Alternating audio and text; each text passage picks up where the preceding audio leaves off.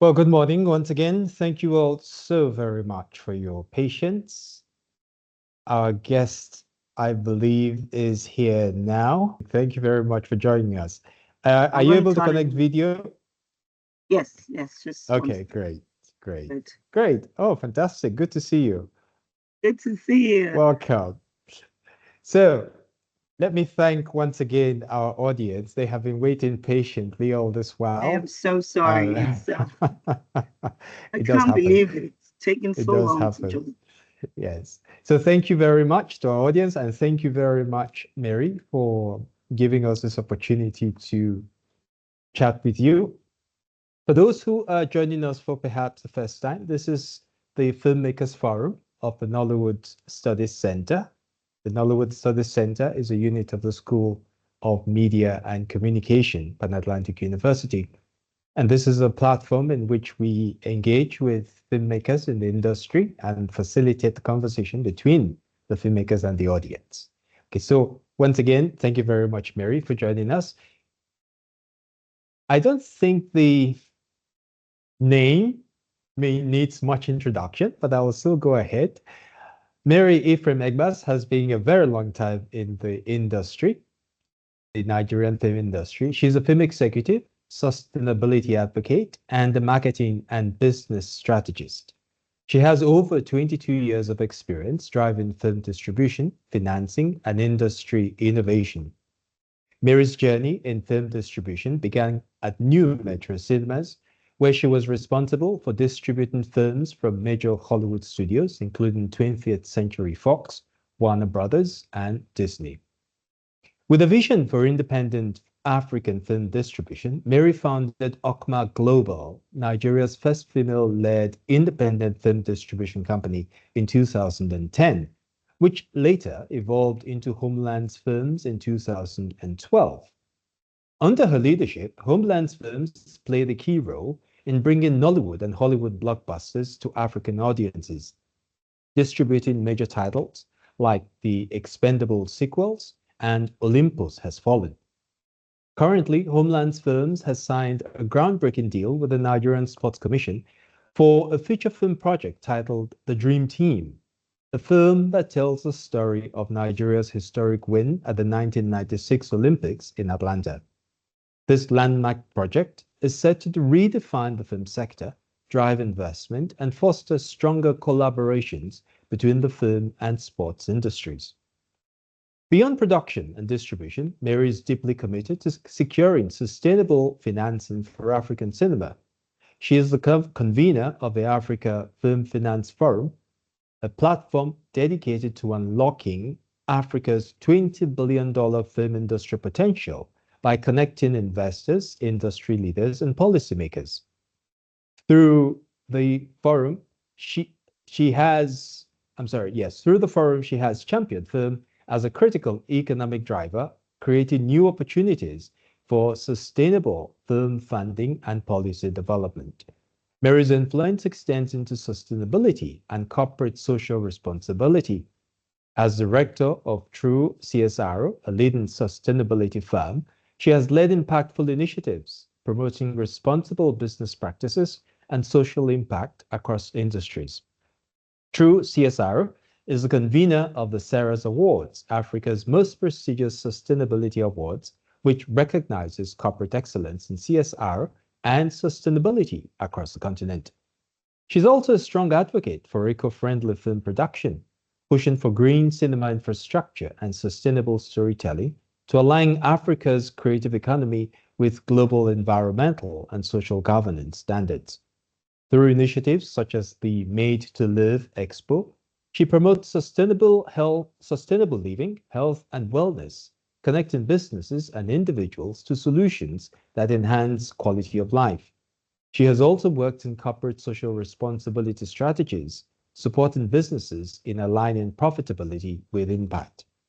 In addition to her work in film, Mary has made significant contributions to strategic marketing and business growth. As CEO of Okma Global, she has led high-impact marketing campaigns across industries, serving as the official marketing company for Carnival Calabar and Festival for over 8 years. Through this role, she has successfully positioned tourism, culture, and creative industries as key economic drivers. Well, Mary, you have been very busy, I must say. You have been very busy indeed. It sounded very So busy. You reading it. it is indeed. So welcome once again. Thank Let's set you. the ball rolling.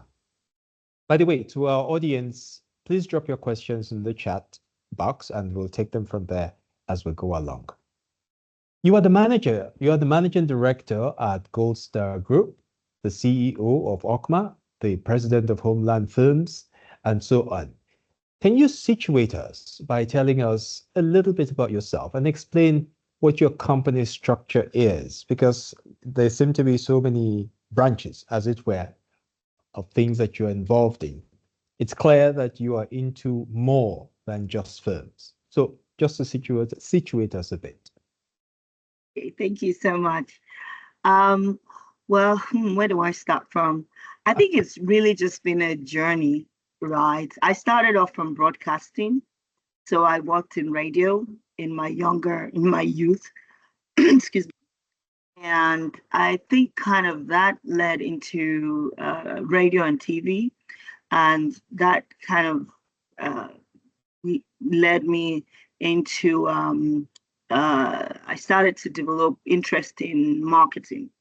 I didn't quite know I was good at it, but I guess when I was working, it was instinctive for me to be very strategic about the way I handled things. And many of my bosses would be like, "You're really good in marketing."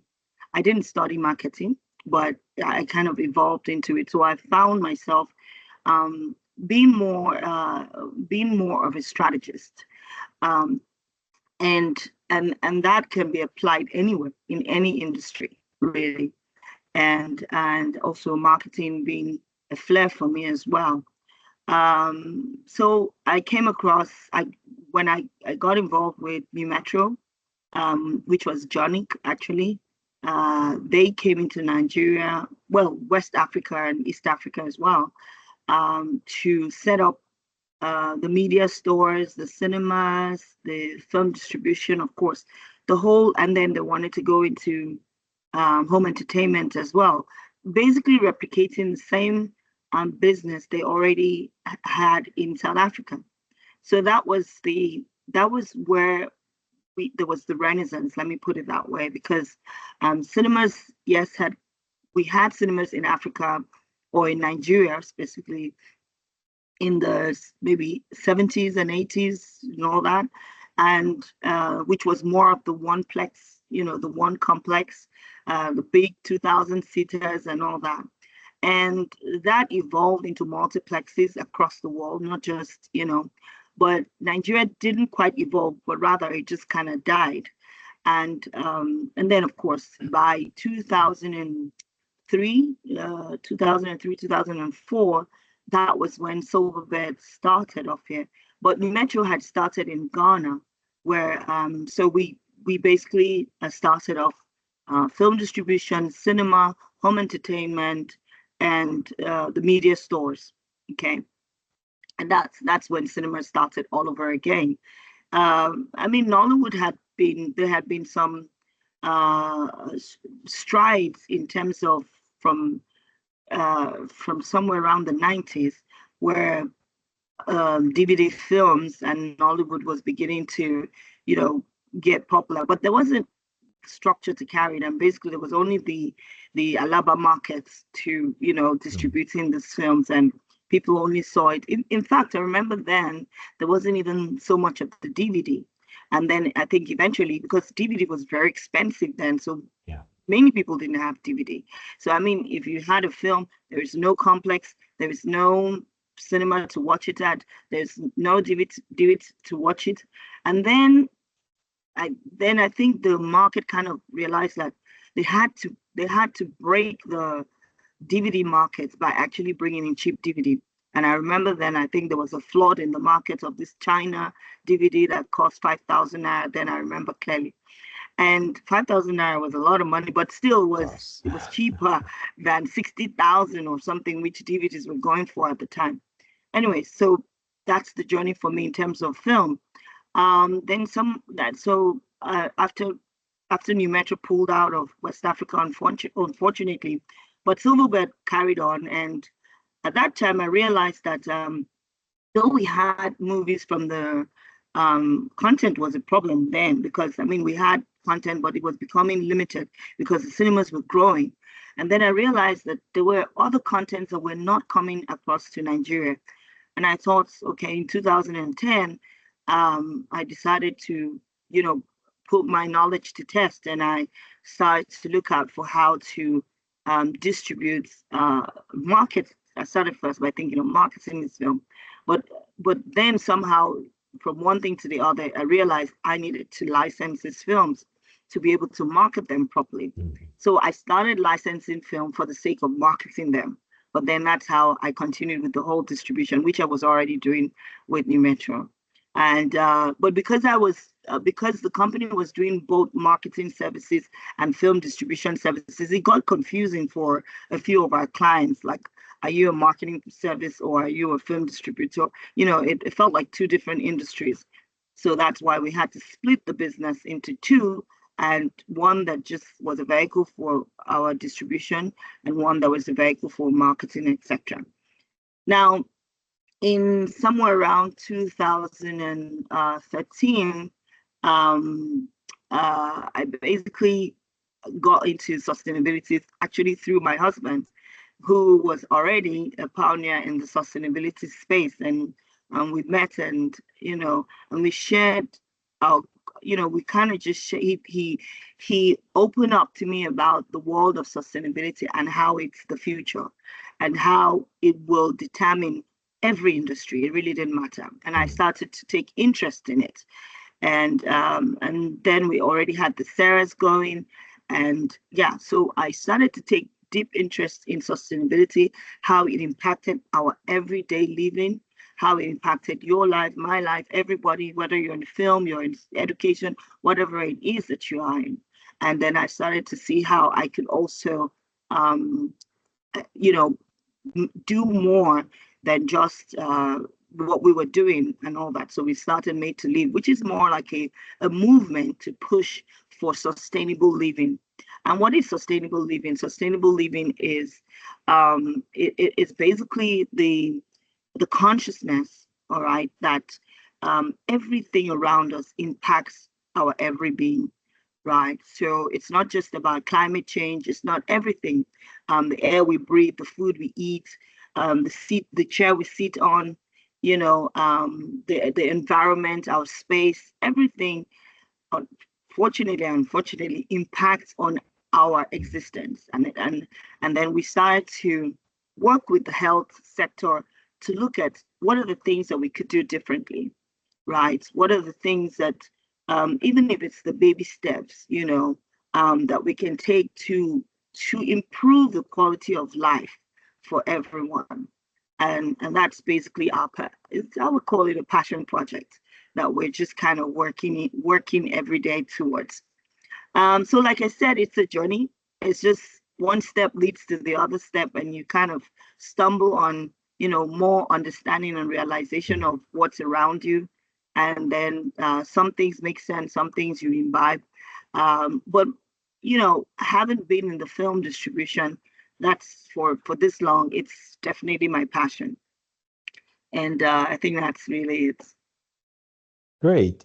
Let me take you up on this thing you said about sustainability. Now, in this area, which is your passion, the distribution of films and films themselves, how do we bring in this whole notion of sustainability?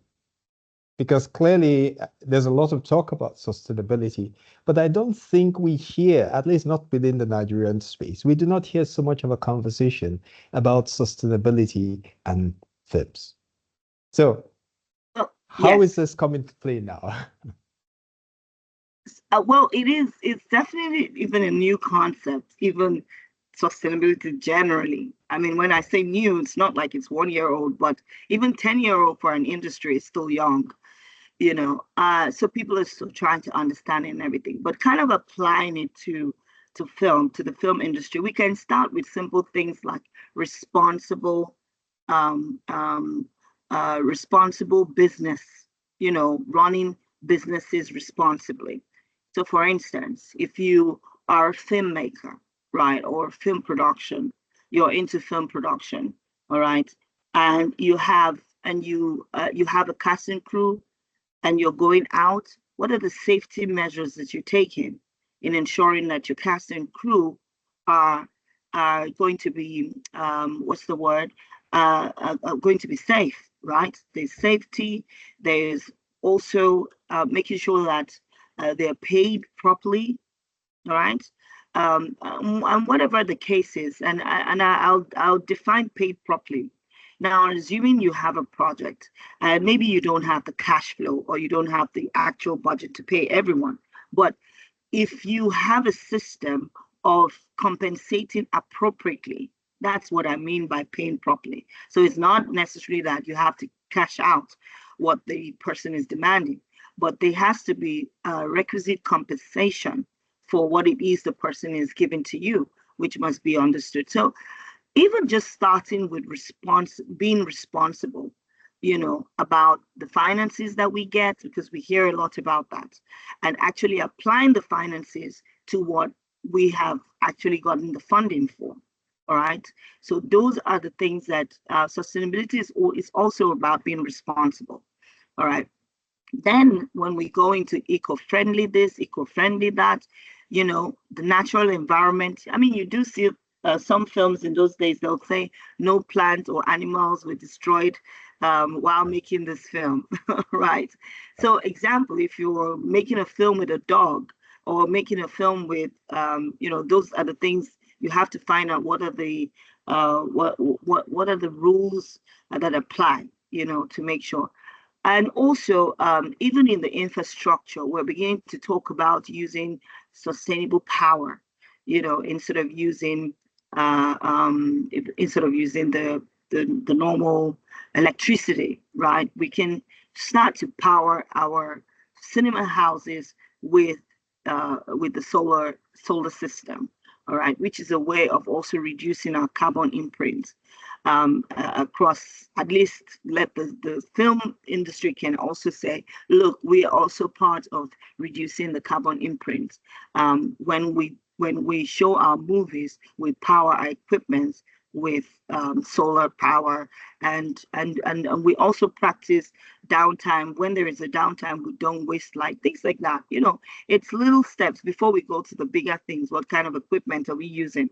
What quality of equipment are we using? Do they emit certain radiation? Things like that. Are they harmful? At the end of the day, those are even more technical, but it's just go into the basic ability to be responsible in our environment, and also imbibe certain already existing things like infrastructure, looking at infrastructure and using power differently. I like very much what you say about responsibility with reference to payment of the crew and so on, because we have heard so much over the years about how exploitative things can get in our industry. And this whole notion of paying adequately, the whole notion of respecting contracts or even signing those contracts to start with, these are key things that we could say are really not yet fully in place. In your years, in the years that you have spent in the industry, do you see that this is becoming more the norm, or do we still have a very long way to go in terms of really protecting the people who come into one set? Basically, as a strategist, I like to kind of go to the roots of the matter, right? It's like if you try to solve a problem from the top, the chances are it would grow back again, maybe in a different form, right? So if we just look at, oh, they're not being paid properly or they're not being compensated, there is a reason why, all right? And that reason sometimes also The deeper reason, or the deeper sense of it, comes from a lot of lack of understanding, lack of knowledge, lack of responsible business ethics and management, right? Even lack of just even structuring your production as a business. All right. And that's why I was careful to say it's not about payments, it's about compensation. All right. So if I had a film, for instance, and even Hollywood does it, right? You can hire a director or an actor or an actress and say, look, listen, I appreciate that your role in this film actually may be worth X amount of money. All right. I don't have that. All right. Your right compensation is this. But how about if I gave you this and part of that, whatever that this and that should be, right? And you work it out with the person. And then, like you said, put in a contract and honor that contract. All right. Those are certain responsibilities. But those actions are really determined by the person's ability to understand the impact, and of course, if there were really any consequences, right? And then, I mean, yesterday we saw in the paper, Netflix is suing a producer, a Hollywood producer, for mismanagement of funds and misappropriation of the funds that were given for such and such. That would soon be our reality, you know, because when we ask serious-minded business people to put money to back our industry with money, we have to be responsible. We have to learn to be responsible. And that starts by understanding the place of contract, the understanding the legal framework around production and distribution and cinemas, how they work, right? You don't put a film in a cinema and expect to take 100% of the money. The cinema is running on money. It's running on cost as well.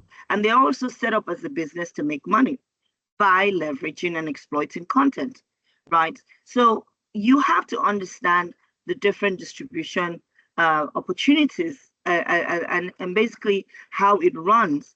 And all this knowledge, sometimes people just kind of get into the industry, they lack the knowledge, or they don't have the knowledge, or they determine that they want it done in a different way. And those are things that might be a challenge. So the root cause, yes, is knowledge, but it's also lack of funding.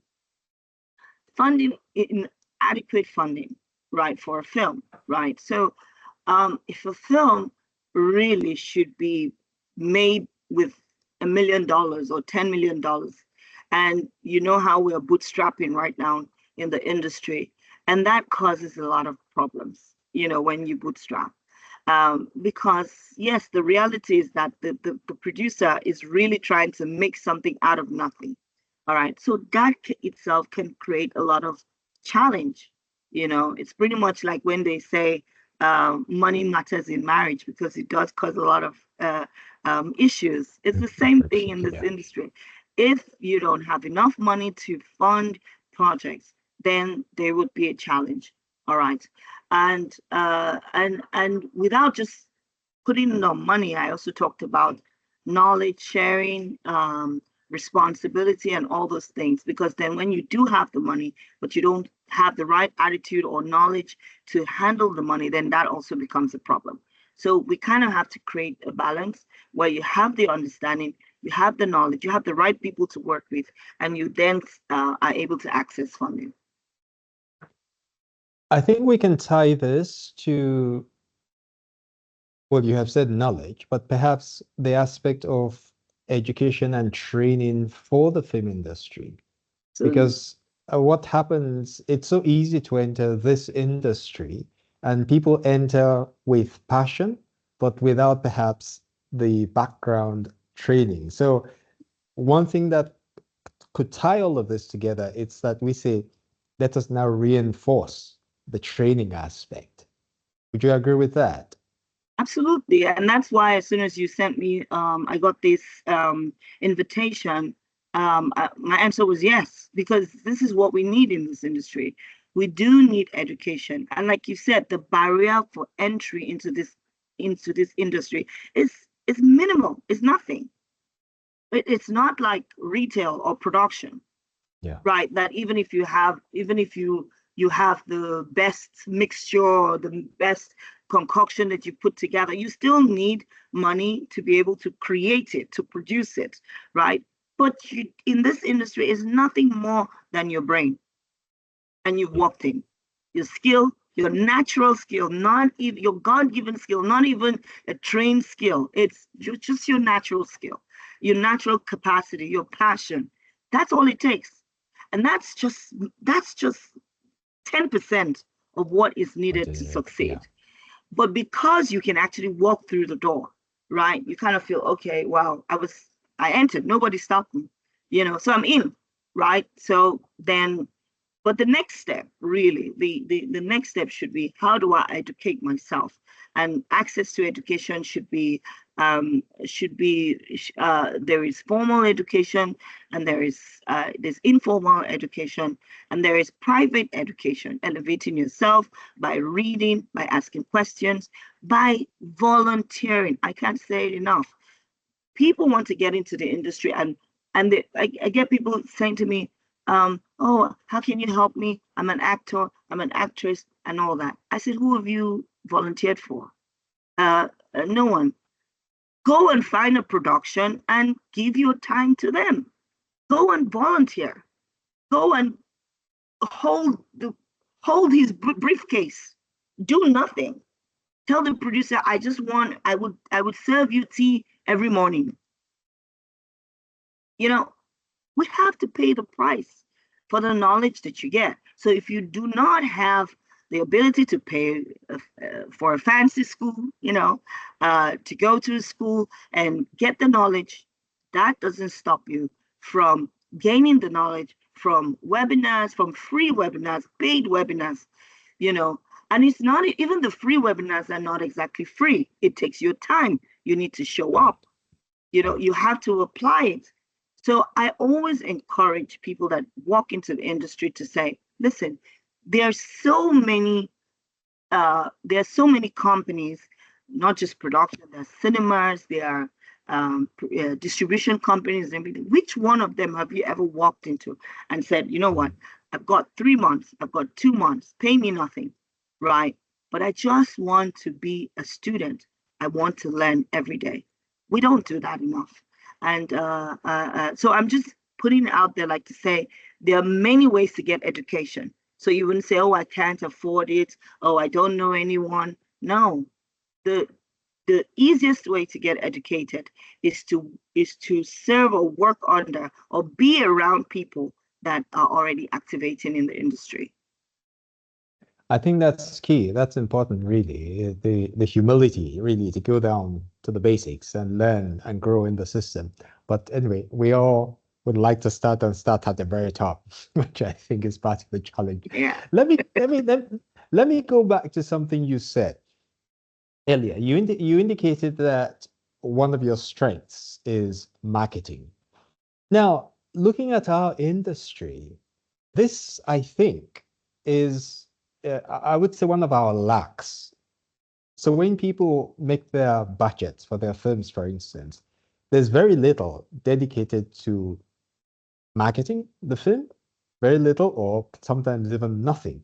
Whereas you look at in other climes, and a good portion of their budget is for marketing. Why is it that I don't think this is something you were focusing on? It's not, as it were, part of the things you're doing in terms of now driving this whole notion of film marketing.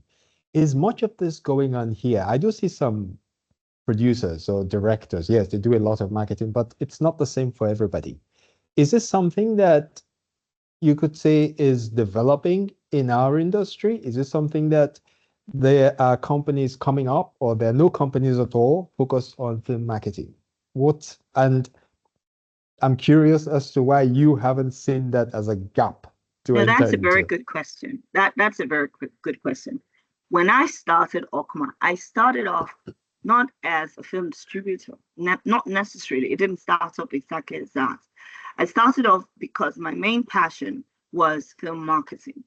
All right, which I was already, yes, I was doing distribution with New Metro, but I was also in charge of marketing. So I was Right. in charge of film distribution and marketing. And many times people have identified that as even a greater flair for me. And so when I started off, but there was the lack of understanding, all right, for film marketing. And at the time, we basically had more of the Hollywood films who had their own, which their marketing kind of trickled down to us here, being a smaller markets with just a few cinemas. They're not going to spend so much, so maybe they'll spend like $1,000 just to market the film and all that, because you can the film is leveraging off the bigger marketing, worldwide marketing that has already happened, right? Now, in terms of Nollywood, yes, it's a growing phenomenon that they are beginning to appreciate, I believe, and they're beginning to understand that you have to budget for marketing. First, you have to budget your production, all right? And you have to budget for marketing. But I think it's also the bootstrap mentality, all right? Oh, I just have enough to even shoot a film. Then after I'm done, I'm going to figure it out later. You understand? But the right structure is to have the mentality that whatever it takes, there has to be marketing involved. And I always like to, because in marketing, basically, there's what you call earned media, right? You have earned media, and then you also have uh, cross marketing, right? You have there are many ways that you can actually market without necessarily spending a lot of money. But the point is, somebody's got to pay the price. All right. So whether it's you have to collaborate with brands and give up something. So example, years ago, long time ago, Hollywood, in the early days of Hollywood, they started placing Coca-Cola, right, in their movies for free. All right. Because it did a thing, because Coca-Cola had the bigger marketing spend and they were already promoting their products. So if you placed it in your film, right, and somehow they found a rub off, right? So now you then have a situation where those kind of things, I encourage them. All right. Go to a brand, say, listen, you have a marketing budget, right? You already have your marketing budget is already there. They have marketing budget for magazines, newspaper, such and such. They have they already have billboards they've paid for an entire year. All right. They have social medias that have millions of people following them. All right. Can we strike a deal? Right? Don't pay me, right? But I'm going to make sure that I promote your business or your brand in my movie, all right? And my movie has X, Y, and Z in it, and my movie will help to promote your brand, or if they do find it interesting. Now, this is what I want in return. I don't want money. I just want your marketing spend, just a little bit of it to rub off on my film. So I'm just saying that it's not just always about money. It's about the understanding that this needs to be done. And if you're bootstrapping, if you don't have the finances, what can you do, right? Because inevitably you have to market. So it's not enough to say I don't have the budget for it. Great, very good point, really. I guess it's back to what we were saying earlier about getting educated about the processes and knowing what can be done, what should be done in terms of the whole industry. Well, I have a question here from Ezinne, who says, I'm going to read out everything that she has said here. It's interesting. I'm ashamed, she says, of my lack of knowledge around the amazing women making commendable contributions in the distribution sector of Nollywood. First, Joy Odiete, and now Mary. We had Joy on this platform Yes, a couple I a few watched the weeks video. back. Oh, great, fantastic. Thank you, ladies. Mary, could you enlighten us a bit more about Nigerian women reshaping the distribution sector? what reforms they have made, and what more they could be doing. Also, is YouTube distribution distracting this effort? Let me just add there, because that was the question I was eventually going to come to. The impact of YouTube on the distribution sector as we have it now, because more and more people are going to YouTube. For instance, the one that's trending now is Omoni Obuli's Love in Every Word, which in just 2 weeks has had 16.3 million views, more than if she had gone to the cinemas, or at least in that same space of time that would have been covered. So what is your view on this, and also in line with the rest of Ezinne's question? Okay, thank you so much, Ezine, for that. And don't be ashamed. The truth is, the distribution arm of things, or the distribution arm of the industry, is not your front line. So many people didn't even know there was something called distribution until lately. You know, they kind of just felt like movies went straight into the cinemas until they started to engage with the cinemas, and the cinema would say, "Do you have a distributor?" And they're like, "What is that?" You know, and then go find a distributor. This is the list. And then you go figure out that there was something called distribution in the whole sphere. So I'm not surprised when people are surprised that we exist in the industry. But now I would go more for, I would first of all start with what I would call the traditional system of distribution, right? And the way it really works, or I would say should work, all right? First, distribution is a chain of activities. It's not one activity, right? It's a what's the word now? I just escaped my mind. But basically, it's windows, right? It's a window of opportunity for the lifetime to extend the lifetime of a movie. All right. Now, traditionally, movies are made with a lot of money. There's a lot of money involved in it. All right. And the truth of the matter is that you can't really get from one platform, right? You can't really get from one platform all the money that you're looking for. All right. So now you basically have, it starts first with the cinema. Okay. Now, the challenge is that a lot of people kind of thought, okay, I should be able to get all my money when I take my movie to the cinema. And then when I'm done, I leave the movie and go face another production. But that's true if you left it with a distributor to do his or her job. So you basically have the cinema window, which is the first window, all right? The next window is the rental window, all right? In those days, we rented DVD. Today, we watch Netflix. Netflix is the digitalized rental window because you don't own the film, Netflix does. All right? You don't own the film, but Netflix does. So you're basically renting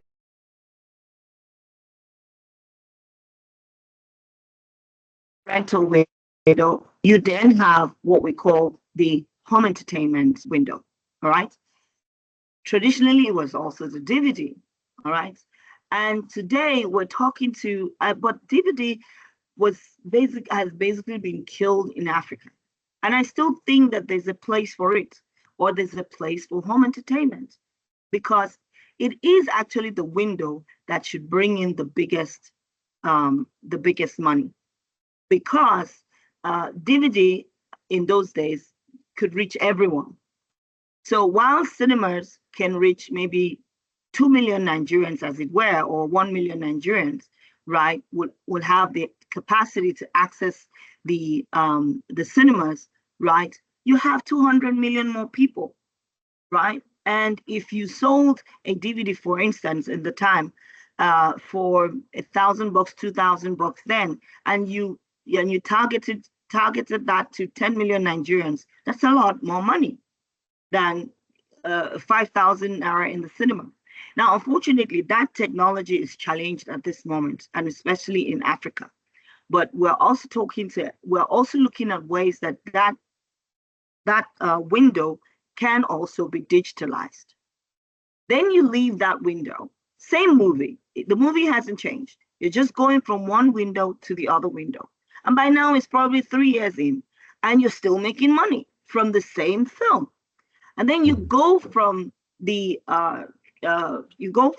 home entertainment space. So basically, home entertainment is where the individual has the right to own the film and play it as many times as it wants, with no restrictions, right? So technically, you're licensing your film in bits to individuals, right? Because I have one right here, right? So I have a DVD, all right?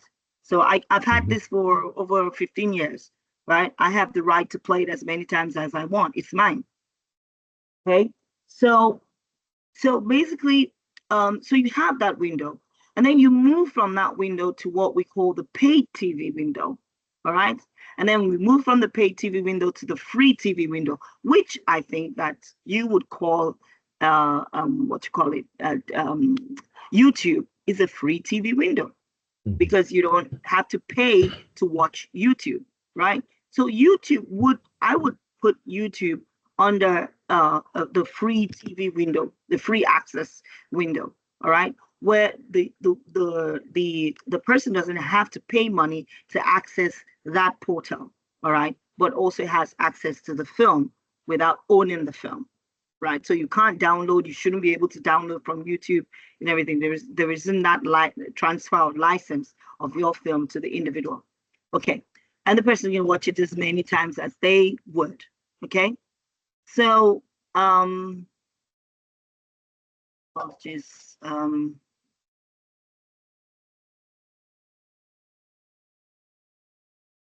Okay. So can you hear me? We can hear you. Okay, apologies. Okay, so we basically have so yes, you come to the free TV window, and then you have things like airlines, you have but today those windows have been split into things like S-board, T-board, this and that, but it doesn't still negate the process. And typically films should be making money for the next 7, 10 years, 15 years, etc. Okay, now to answer your question, you can decide to just go directly to any of these windows, all right, and say, I choose this window and I want to make content specifically for this window only, all right? That's a choice. But you can also decide to make a film to exploit the entire windows. And traditionally, those are the films that make their money back.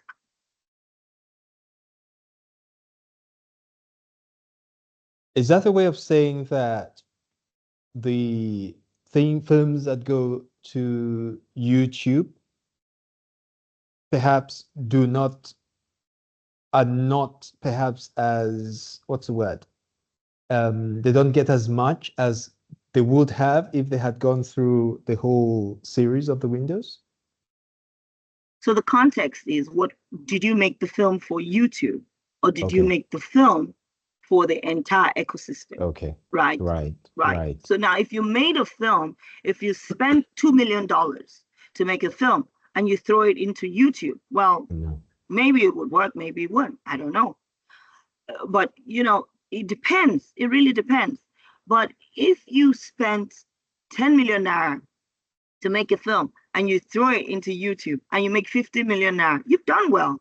And that's okay. That was the intent, right? But if you spent a lot of money to make a film, then you need the chain to exploit the film so that you can get good returns from the film. And that's really how it works. So the answer is not necessarily make a film for YouTube. But what I find with Nollywood a lot is that people just kind of pander to whichever seems to be making the money at the time. It's not about one. It's not about one. I should be able to take my film from cinemas to Netflix, from Netflix to, I could sign all these deals in advance with time. So I tell the cinema I only have 1 year on this film or 6 months on this film. All right. After that, Netflix is going to start showing it. After that, I'm putting it on home entertainment, whatever, if you do have home entertainment around you. After that, I'm putting it on. So everybody knows that you do have a contract across board, right, with timing for all of them to start. So you can sign a deal with DSTV, with MultiChoice today, whilst your film is in the cinema, that in 18 months, my film will be up for you to show. And your money is paid up front. I think this takes us back to the point we were making earlier, the need to be educated about the process. Okay, in speaking with Joy in the interview we had some weeks back, this was something she said, that before you even start to make the film, talk to the distributor. Okay, Absolutely. yes. This entire process is not you that would do it. You can't do it. Right. You don't have the access to all of them. It's the distributor. So if before you start a film and you have a discussion with your distributor, the first question I would ask, what is your budget for this film? And then how do you intend to make the money back? Right. And I'll be able to tell you that, listen, if you're going to spend this amount of money, right, then why don't you go through the entire windows, right? Or at least go through a good number of them, you know. And and whilst I know that not all our windows, excuse me, are well developed, all right. So for instance, our free TV isn't paying for rights. Yeah. Yes, but they will have to soon enough. You know, so because the alternative is YouTube. So if you're not going to pay me, I'm going to put it on YouTube. And YouTube has found a system in which they pay me by the traction that I make. All right. So those are things that would, so the windows that are at least mature enough to be able to give back, we should be able to exploit. Actually, there was something, speaking with Chris Hidero the other day, he pointed out the role which a body like NTA could be playing in this regard, Absolutely. in terms of funding films. And according to Chris, really, this is something that the industry needs. We keep looking for funding from people who are external to the country, whereas within the country, we have a body that could play this key role. Anyway, okay, I have another question here from Emmanuel. Emmanuel is asking, good day. As a young filmmaker without substantial funding for feature films, what opportunities exist for short films beyond YouTube and film festivals? For short films, I'm not sure what opportunities in respect to showcasing your film or funding your film, or what aspects. I think he's referring to showcasing, because he says he has limited funding, so all he can make perhaps will be the short films. Having made those short films, how can one maximize the benefits? Well, it's, to the best of my knowledge, it will be festivals, and the truth is, as a young filmmaker, right, as a new filmmaker, first thing, what are you making short films for? What is the essence of short films? It's to showcase your capacity, your ability, right? And if you can do that in a short form version, all right, and you have the opportunities to showcase this, then I think that the whole idea of short films is just to be able to show people what you can do, and not so much of exploiting it for making money, because you should be able to go from there to a full feature film. All right. So I think it's understanding why you make what you make, you know, and why you make using the process that you're using. So if you're making short films, it's because you want to show people how good you are.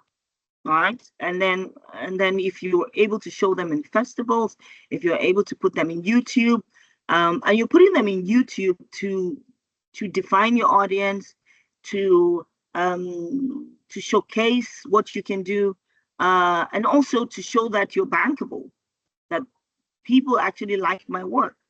So, but with the with the festivals, you're showcasing your film to experts, to other producers, directors, actors, people in the industry that you can work with. That's what I think the festivals are really meant for. You understand? They're not there for the user, they're not there for the audience, the bigger audience. But if you put it on YouTube, then you showcase your bankability because you're able to show that 1 million people watch this film, this short film. That means that people like my work. And then from there, you can show that you're bankable and people can invest in you and invest in your feature film. So I think it's understanding first why you're doing what you're doing, and then you'd find the right platforms for them. I hope I answered that question. Yes. Ezinne has come back. She says that we finished with the YouTube part of her question, but the first part has not been addressed. In the first part, she was asking if you could tell us a bit more about how Nigerian women are reshaping the distribution sector, what reforms they have made, and what more they could be doing. So she's trying to narrow it down to what the women are doing in that space. What the women? Well, I'd like to, starting first, let's go back a bit in history.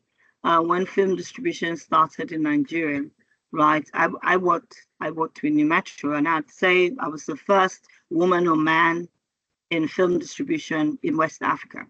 All right, because at that time it was just one person, and then later on Joy, we coincidentally we all worked in New Metro, all right, and we worked together. Well, at the time she then also started after I started a few years. She also joined New Metro. So there has been Joy in the space, and myself. And now there are a whole lot more people that have joined. There's a lady, tribe nation, and all that. And the work we have done collectively. And I wouldn't just want to say it's only women, but the work we have done collectively has brought the industry to where it is. And that's because we have been consistent in ensuring that the right content is what you see in the silver screens in the cinemas, all right. And then we're going one step into more industry developments. So both of us myself and Joy had the Film Distribution Association, where we put in place policies that help distribution, that help to structure the distribution sector of Nigeria. And we've gone further. Joy puts together Next Gen, and Next Gen is a platform that actually helps young people, young producers who want to basically, from signing up a feature deal to having a distribution deal right away. All right. And on our part, we have gone on the funding side of things, where we are going out there to preach about and talk about the potential and bankability of this industry, and which we are looking into not just film production, but looking into distribution platforms, strengthening distribution platforms through investments. All right. And we're also looking at infrastructure, because the truth of the matter is that the return on investment in this industry is really strengthened and really gotten by the capacity of our distribution and the infrastructure that is on ground. So, for instance, if we only have a handful of cinemas, there's only so much money we can make. If we also only have some of our windows, which I mentioned about, part of them not working properly and some of them working properly, the chances that there's going to be too much load on one window, all right? And then it would also be a challenge, because a lot of people blame the cinemas for not being able to take their content. And that's only because there's just too much content, right, for the cinemas alone to take. And this contents are not streaming down. So things like trying to work with the Broadcasting Corporation to strengthen that window, to be able to give back to filmmaking what it should be doing, just like you mentioned, NTA. So there are a lot of work that we're doing in respect to strengthening and building those infrastructure, both the distribution infrastructure, whether physical or digital, as well as the cinemas, and also one of the things we're also pushing for is Pan-Africa releases. So having a network of cinemas and platforms across Africa, to be able to appreciate the work that we all do in Africa. I think that would be a greater number. We are 1.4 billion people, and we haven't exploited that. But we want to exploit America. We want to exploit Europe. All right. That's only because the distribution structures of these economies exist and are strong. And that's why you can easily take your film there and want to get a lot of money out of that system. But we are trying to build the Pan-African distribution network system to make sure that when you release a film, you don't only have to release it in Nigeria, but the distributor can actually release it across Africa. All right. And then it would be able to make a lot more than if it just had access to a region. Okay. And there are many other things. And coming soon, we're putting together, we will be announcing a Women in Film an exhibition and distribution forum, where we can train and educate and train more female in the administration, business side of things, and the distribution side of things of film. Okay, so that we're putting together, and we should make that announcement soon. As well, so there's a lot that we're doing in the background. I didn't want to, but I hope that answers the question. I think that's fantastic, because really we tend to be more aware about the front end, whereas there's so many opportunities at the back end, and Yes. people can do and are doing valuable work there. And I think more people could go into that space. Let me take you back. You mentioned it in passing, but I'd like us to focus a little bit more on that, because it's so important. The African Film Finance Forum. Can you give us some idea what exactly is going on there and what you hope to achieve?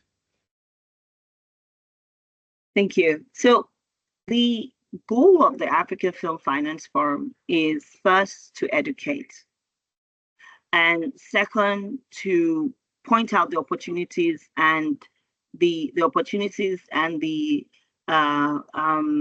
basically the opportunities in the industry. Okay. And when I talk about education, first is to educate both sides, both the finance guys and the film guys, right? Mm-hmm. And both of them have different languages, right? Yes. The finance guys have the return on investment language, business, tangible. I want to understand how you're going to do this, how you're going to do that, where the money is going to come from, what this and all that. While the creative guys have the passion, all right? They want to say that this is a remarkable piece. It is artistic, is this, is that. The audience is going to love it. How do you know? But being able to get both parties to not to speak each other's language, but to decode, right? Yes. To be able to say, whilst I understand that creativity has to do with passion, right? But it needs to be presented or created in a format, or there has to be some science behind it that makes it bankable. All right. And that's what the platform is set up for, right? To be able to give context to both industries. And this is the first platform that actually brings in another industry into the film industry to basically say, let's talk. Last year, we had a roundtable where we had financiers and creative industry experts in one room, and it was explosive. It was really good. It was really good for the film guys, and it was really good for the finance guys. And everybody could really see that we needed to come together to really understand each other. And also, we also use the opportunity to to showcase opportunities in. We use the platform to showcase opportunity in the film industry. So the UNESCO has said that the film industry in Africa should be anywhere around 20 billion. I would say that's the minimum. All right, it can go a whole lot more than that. At a blink, at one blink, right? If we just get things right. And so this is our basic opportunity there, right? This is the worth of the industry in the next 5 years. And I dare say that the film industry, and by extension, the creative industry, is going to be the next, will I say, the oil aside agriculture for the African GDP. And why do I say that? Because it is understood that Africa has the youngest population. Right. All right. And by 2030, we will be declared having the youngest population in the world. Right. Now, young people have the tendency of working with what they already have, which is their natural God-given skill. All right. Mm-hmm. So you don't wake up becoming a doctor. You have to go get skilled for that. All right. But you can wake up acting, dancing, doing many things within that sector. So the barrier of entry into an industry as the film industry is so easy, which means that easily the workforce could easily be the creative industry. The bigger workforce in the next how many years will really be around the creative industry, which presents a huge opportunity for investments. Okay, so at the summit, which is in September, we're having a summit in September. We will be creating opportunity for people to learn. There are many panel sessions. There are many experts in the room that you can learn from. You can ask questions. We will also be attracting investors who might be interested. We have the deal table. We've called for projects for people to submit their projects.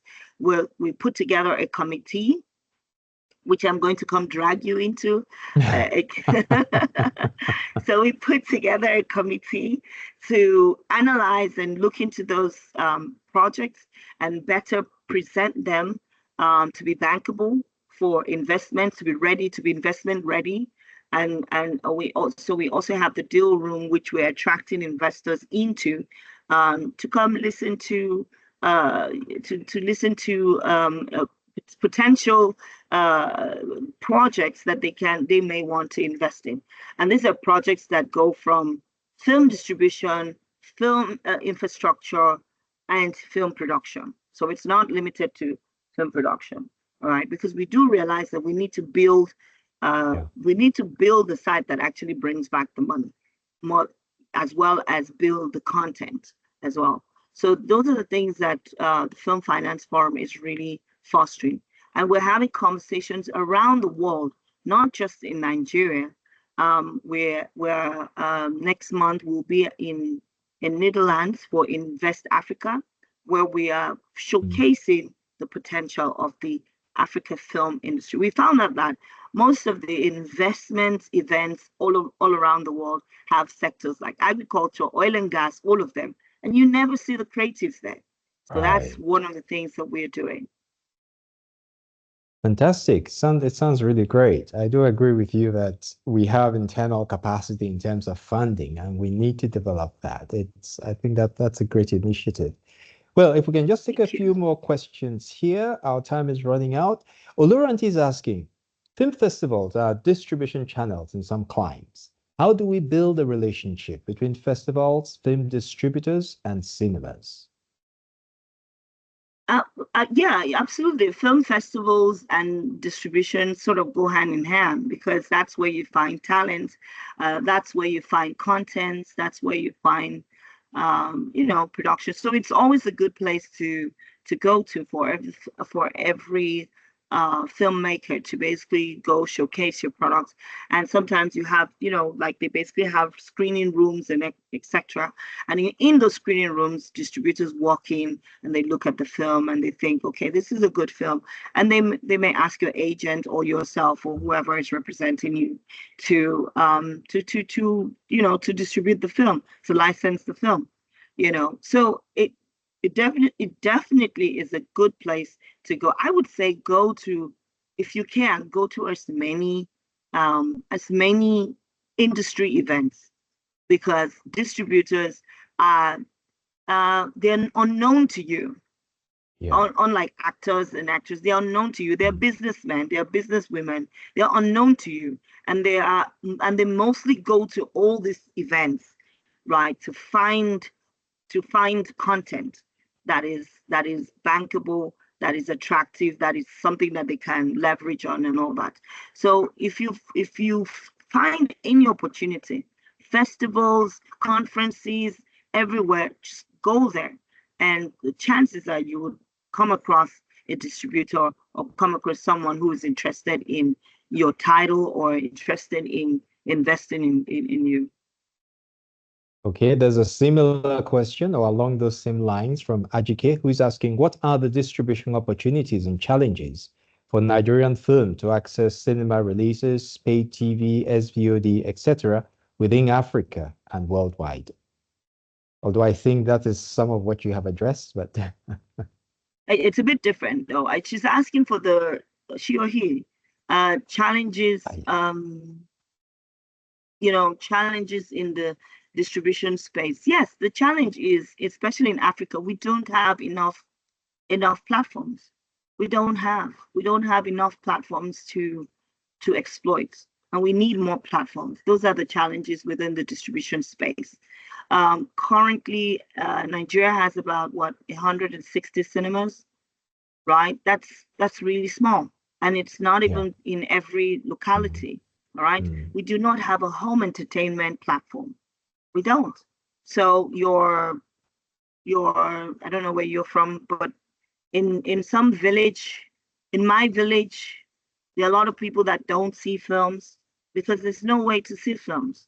All right, there's no way, right? They don't see it on NTA, they don't get DSTV, they don't. So the problem is people start to think that Nigeria is Lagos, or Nigeria Yeah, is Port and it's Harcourt, not. or Mm. Nigeria is Abuja.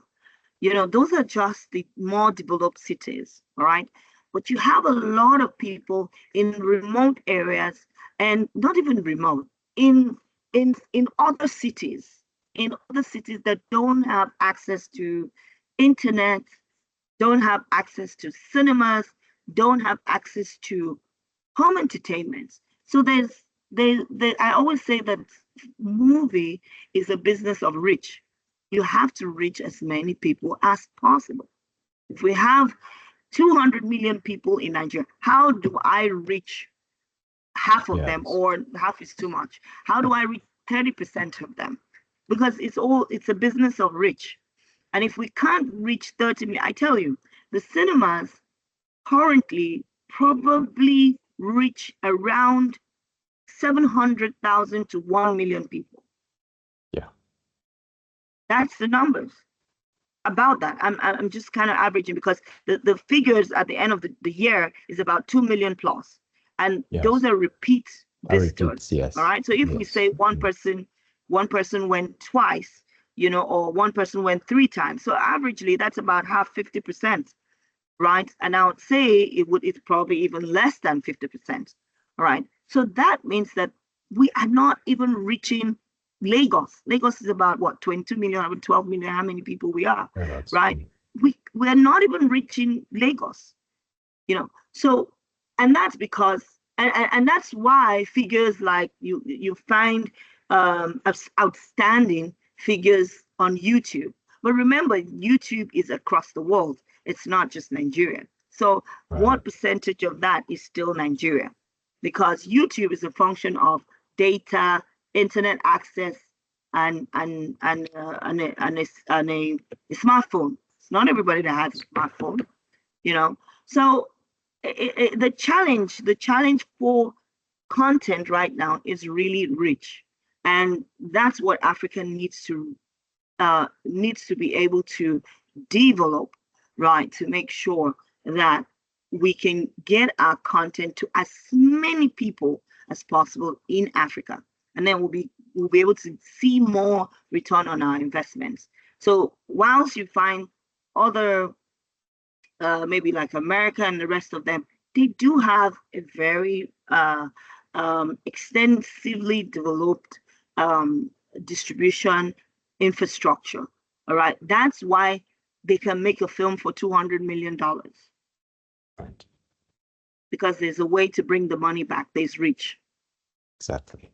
Actually, what you just said buttresses what you said earlier about the need to focus on developing the DVD structure, because all those people who do not have access to the internet, they don't have access to the cinemas, that is one way to reach them.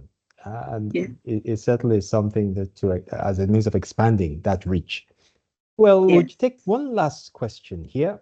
This is a question of Austin, who is seeking for a bit of advice. Thank you for your wealth of knowledge, ma'am. Speaking of volunteering, I came into film knowing that I would end up in the distribution arm, but I went into copywriting for a while to master selling. Do I necessarily need any skill or value to offer before volunteering? And who could or where could I go for volunteering based on distribution knowledge? I mean, okay, so I think the first question is, do I need any skill to be able to get into distribution? No, well, if you're expecting to, or if you're wanting to volunteer, I think it's so that you can develop your skill. All right. So you may not, I mean, you're already gone into copywriting, so you're somewhere around the creative space already. Even though distribution is less creative, more business, more logistics, project management, yeah, a bit of marketing, understanding and all that. So, but you can be trained. These are skills that are easily trained. These are all skills that can very well easily be trained. So I think the second question was, where can I? It depends on where you are, right? You can apply to any distribution company that is close enough for you. And I can give you some, but it depends if you're in Lagos or you're in other states, and then you can find out the distribution company that is maybe close enough to you, so that it can make it easier for you to work with them and all that. And when I say volunteer, I'm not saying it has to always be volunteer. You can work as an intern. You can, so it could be a paid format as well. Just depending, you could go to someone and they say, no, we're not hiring right now. And you say, well, you can't volunteer, because I'm the one that wants to learn. So, yeah. Okay. I did say that was the last question, but I'll just read the one here of Ajike. Ajike is volunteering and says, please, I would like to volunteer on the Film Funding Forum. Can I reach out to you through social media? This is Ajike. Absolutely. Absolutely. Okay. Absolutely. You can go to any of our handles and then you can send us a message and we will respond. Thank you so much. Great. Well, Mary, thank you so very much. We have overshot our time. Thank you for this. I have so many more questions, but I think I will have to keep them for another opportunity. It's really been enlightening. Thank you so ever so much. I must commend you very much for the initiative of the theme of the funding forum. I think that that's great. It's something that's required, really, and I do wish you every success. And you have promised to drag me into it. I'm available. Oh no, I have dragged you into it already. So get ready. Okay. Thank you so very much. And thanks very much to our audience. Thank you for your questions. And well, we look forward to hosting you again at the next forum. Once again, Mary, thank you so much. Great. Very much appreciated. Thank you All the so best. much. I Bye look bye. forward to another time. You too. Bye. Yes. Bye. Thank you. Bye bye.